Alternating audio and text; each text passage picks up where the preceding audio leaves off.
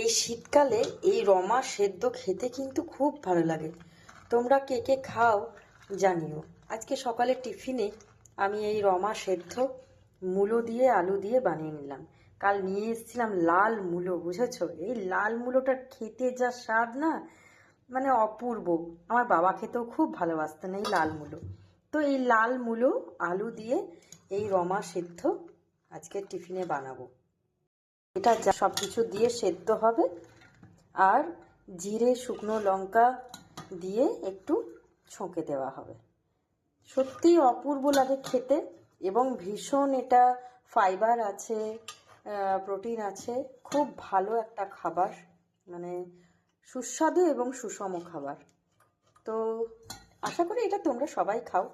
তো চলো আজকের টিফিনটা এই দিয়েই হোক আমার। টাটা।